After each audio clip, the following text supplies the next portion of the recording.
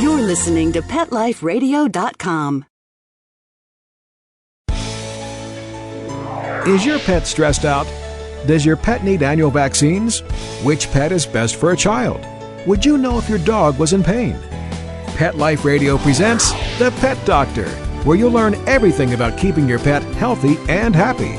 From pet care, pet meds and grooming, to pet food, pet insurance, and dental care, this is the place to find out everything there is to know about pet wellness. Whether you have a dog, cat, reptile, or rabbit, you'll find answers for your pets straight from the vets, because it's your pet. Health matters. Please welcome your Pet Doctor host, veterinary media consultant and veterinarian, Dr. Bernadine Cruz. Want a smart puppy? It's all in the bag. Ask any puppy parent and they'll tell you that their puppy is the smartest one in the world. But what makes a smart puppy? Is it nature or nurture? Research has shown that the human babies benefit from having certain essential fatty acids added to their formulas, but is the same true for puppies? My guest is Dr. Amy Dicke. We'll explore how nutrition can affect not only your pup, the way that it learns, but also the way that it remembers. We'll be right back. Please have a seat in the waiting room. The doctor will be with you shortly, right after these messages.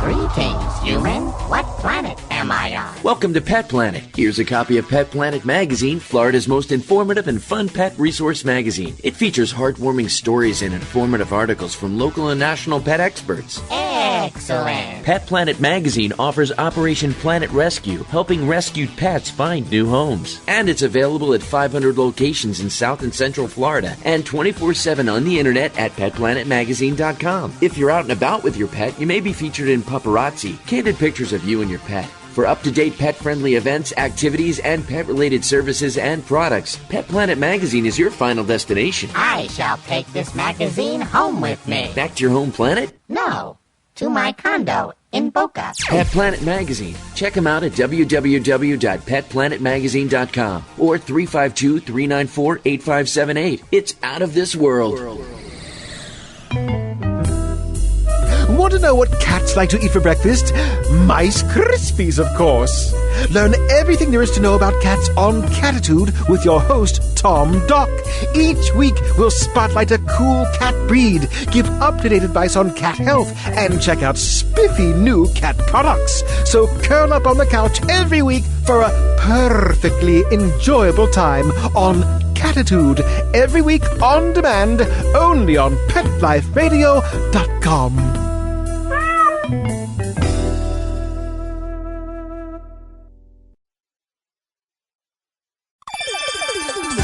Let's Talk Pets on PetLifeRadio.com.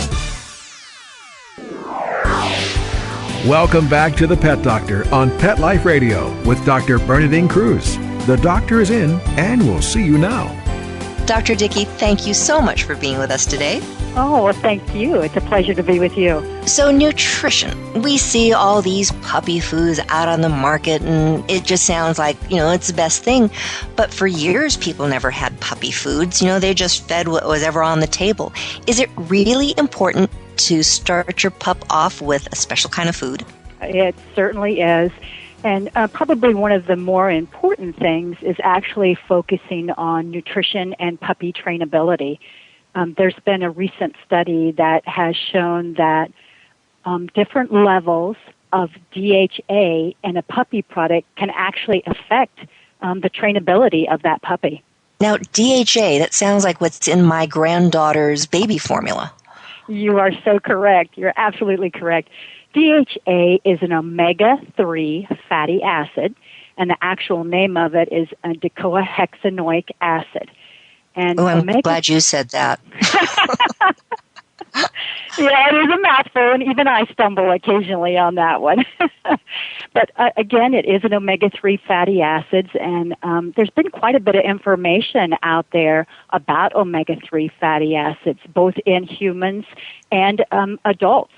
How does it work in adults? What would it be used for in adults? 'Cause I think, for babies and for puppies with their little growing brains, but with an adult, your brain has stopped growing. Well, as far as if we look at some of the human literature, there's just overwhelming evidence of the benefits of DHA in babies, especially in what we call cognitive and visual function. And there's also been some suggestion that it can regulate like attention or actually control behavior in young children and also infants. As far as in adults, they're just, and I'm talking about adult humans, and is that they're just now starting to get some information on it, on meaning omega-3 DHA having some influence on perhaps adult depression, stress disorders, and also Alzheimer's disease. Looks like there's a number of applications for DHA, especially with the brain.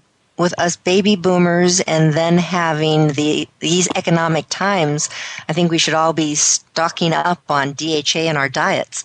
What are some sources of DHA? Yeah, that's a good question.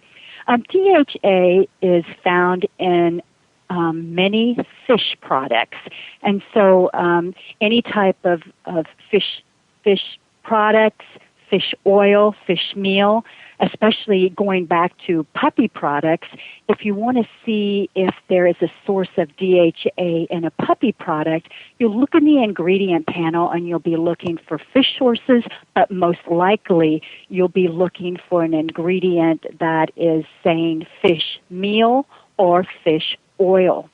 Now, some people will look at the words meal like they see meal as a byproduct. A meal product is still a good quality. Is that correct? Oh, absolutely. Absolutely. In general terms, meal means that there is a grinding up of the tissues of that particular, so in this instance, fish. So a grinding up of the tissues of the fish. When you grind up all those tissues, you actually get all of the important nutrients, usually vitamins, minerals, proteins, and fats that may be stored in all different parts of the body of the fish. So you're actually, it's a positive when you're having a fish meal because you're deriving probably a greater range and benefit from some of the minerals and vitamins. So am I going to have to tell my mom that she was correct? Because when I was a little kid, she used to give me cod liver oil, and I hated it. She's probably doing you a favor. Oh, okay. I'll tell Mom that she was correct. Now, it sounds like this DHA is a marvelous thing. Are there any adverse side effects from having it supplemented? No, we haven't found any. It's a very commonly used product, as we talked, meaning DHA is available in many fish and fish products, and fish products are consumed throughout both human foods and pet foods. And so there's no real concerns associated with it at this time. You had mentioned earlier on that DHA was important for the development of cognitive function and for vision. Do they have an idea of how this truly works in the brain and in the eyes? Well, if we look at the healthy brain, there's about 60% of the brain that is actually fat. So the majority of our brains and puppies' brains are fat. And 30% of that fat is the DHA. So that's pretty extraordinary when you are taking a look at something comprising a major part of our body, and that be fat, and then the majority of that be DHA. DHA is also a major structural component of the retina of the eye, and the retina, of course, is one of the major components of the eye. So that's how DHA plays into being so important in both the development of the brain and of the eye. When we look at puppies, puppies have acquired about 70% of their adult brain by 6 weeks of age. And by 12 weeks of age, they have about 90% of their brain. And their brain, just as I said, depends upon that DHA for proper development. The DHA for the puppy, is it coming just through the food since there's such a quick growth of their little brains and their bodies in general? Is this something that we need to supplement the bitch while she's pregnant, so making sure there's enough DHA available for the puppies? Yeah, that's a good question. And certainly when the puppies are in utero, they are receiving DHA through the placenta. And, of course, the placenta is the membrane that nourishes the puppies while they're within the mother's womb. And then the mother will also pass DHA out through her milk. So milk consumption is very important to these puppies. These puppies use milk as their sole source of food through those beginning weeks after they've been born.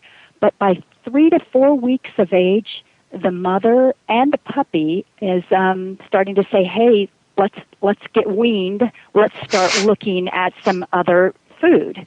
And so by 3 or 4 weeks of age, puppies are starting to intake some solid food.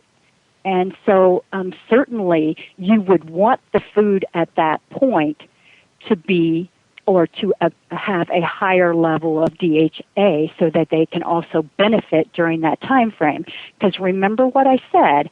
I said that 70% of the adult brain mass is present in the puppy by 6 weeks of age. So we still have quite a bit to work with during this time frame where the puppy would be intaking solid food containing the DHA, the higher levels of DHA. So we have a puppy with 70% of its little brain there, and we're now going to wean it off of mom because mama's saying, you're getting your milk teeth, honey. You're really starting to bother me. Thank you very much. Go chew on something else like your little litter mates. How does a person go about finding a good quality food? You had mentioned having fish meal in there. What else should they look for? Okay. When you're looking for a puppy formula, there are a number of different things. First and foremost, you need to look at your puppy and know or say, hey, what is the adult weight of my puppy going to be? Because nutrition is kind of based upon the weight that puppy will reach in adulthood. And we've kind of divided that up into small, medium, and large breed puppies.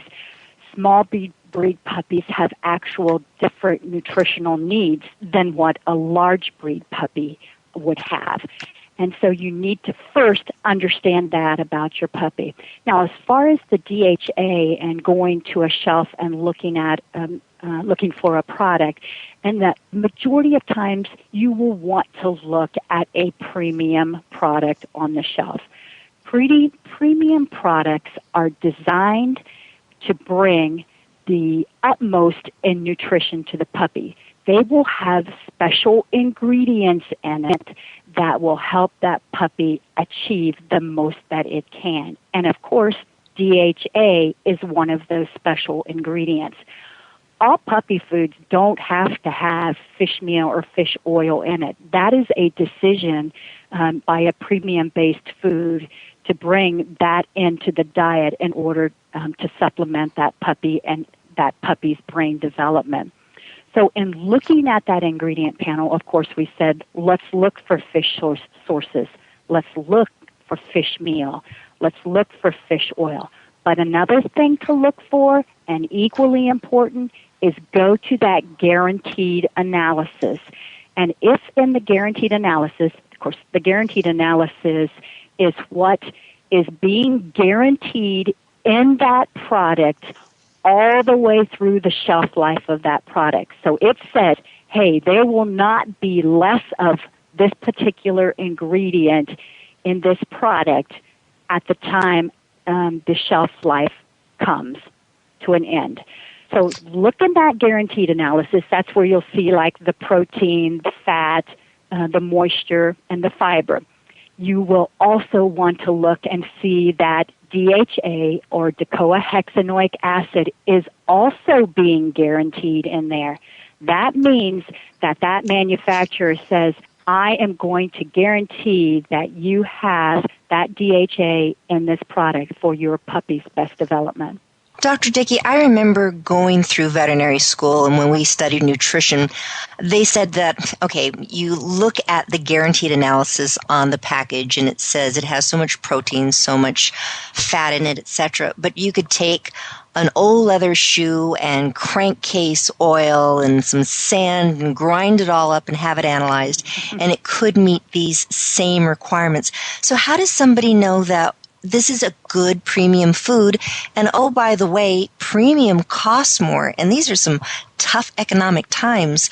Can't I just feed the cheaper stuff and get away with it because it says it's all in there? Yeah, I understand these are tough economic times, and point blank to that particular statement is that when you're feeding a premium food, part of a premium food means that it is highly digestible. And highly digestible means that when that animal intakes that product, the nutrients that are in there are highly available for absorption and use by the body. So the nutrition that's going in is being utilized and will not be excreted outwardly in the stool. So one of the key things as far as a premium product is not necessarily what you can read on the bag. It's what you see out in your yard. Is your dog creating large volumes of stool or multiple stools? That could indicate in many cases that this dog may be intaking things that are not highly digestible or available to that animal. So not always is everything there on the bag to understand that it's a premium product. So let's take a look at the stool volume. Another thing that can also show up as far as an animal that is eating premium food is their skin and coat health. When we look at the hair coat on the dog, 95% of that hair is protein. 95%. And 30% of the protein that the dog is intaking is going directly to that hair coat, trying to support it. So if outwardly the dog's hair coat is not looking as good as it should, well, perhaps the protein amount or the protein quality in the food that the dog is eating may not be as high quality as what we would like. So many times a premium food is premium because of the proof that you see in your dog and or your cat.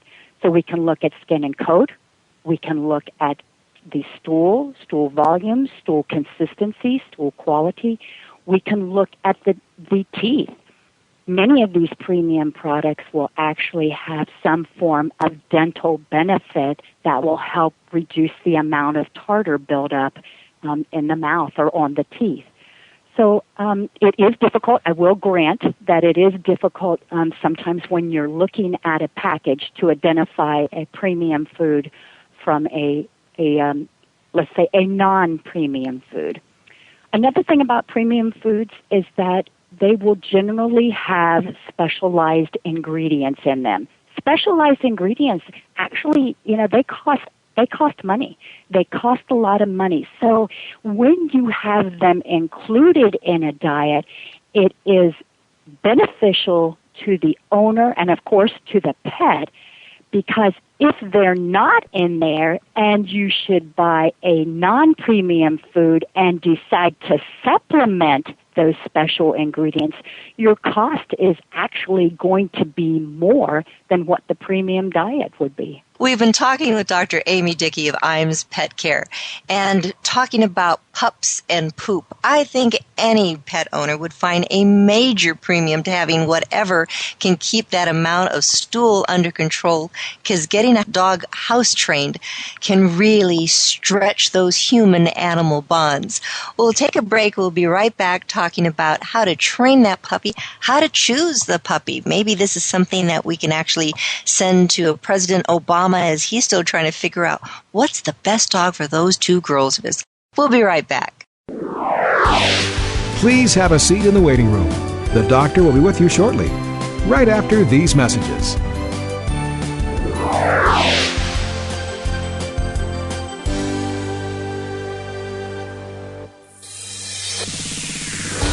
Coast to coast and around the world, it's Oh Behave with Arden Moore. Find out why cats and dogs do the things they do and get the latest buzz from wagging tongues and tails in Rin Tin Tinseltown.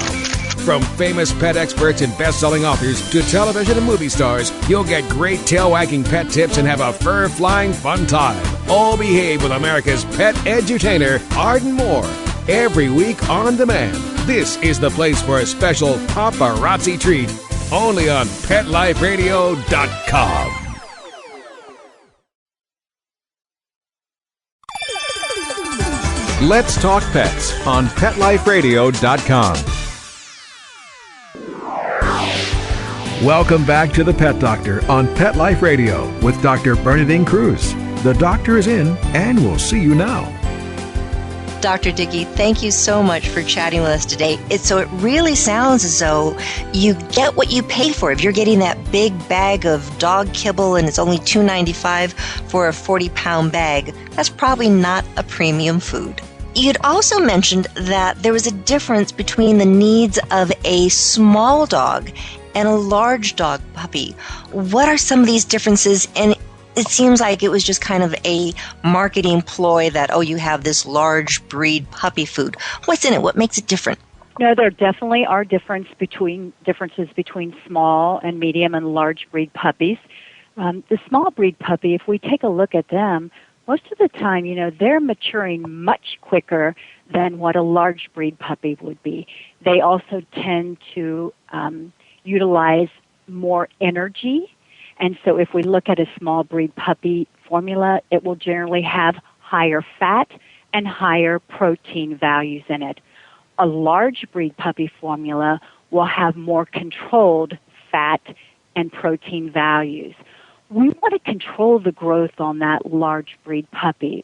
Those puppies are putting on a tremendous amount of weight and bone in a relatively short period of time compared to a small breed puppy. Another valuable ingredient to have in a large breed puppy formula would be like the chondroprotectives, which is like glucosamine and chondroitin. Those are ingredients that can help with that developing joint. Well, you've talked about choosing the right puppy food. How do we go about choosing the right puppy? There are so many different breeds, and now we have these designer dogs, so they have the puggles and they have, the labradoodles. How do you find the dog? How do you choose it? Yeah, I think that's probably could be a fairly difficult task, but gosh, it's a fun task because it's so exciting to think about getting a new puppy. I'd say first and foremost, you need to do your homework. And homework means take a look at the breeds out there. Go to a library. Do some investigation on what those breeds are known for. What are some of their features? And make sure it kind of matches up with what you want and what your home life is like. So if you're living in an apartment, it may not be good to get a dog that's very active or very rambunctious, that needs a lot of exercise. If you're not really into grooming, you may not want to have a dog that's going to end up with long hair. And so those are things that you really should take time to sit down and say, this is what I would like. I want a companion who can go out running with me, or I want somebody who can sit on the couch and just enjoy hugs and kisses all day long. And it doesn't always have to be a purebred dog. There are thousands of dogs out there in shelters that are also waiting for a home and can be the perfect match for you. I know I had the opportunity to chat with you in Long Beach, California, the early part of December of 2008 at the Eukanuba Dog Championships. And what is so much fun about going to that particular show is that so many of these different AKC registered breeds or recognized breeds were there with their aficionados, those people who just live and breathe a particular breed. And you could go around and go, oh, I've never seen one of those before. And they can tell you about the breed, and they can tell you about their behaviors and their activity level. So that is such a great way on some of these larger dog shows to go, because you may just see that Jack Russell Terrier on TV and going, oh, what a good dog. It's really cute. It's small. It sits on the couch, until you find out that many people that own them call them Jack Russell terrorist because they just have so much energy.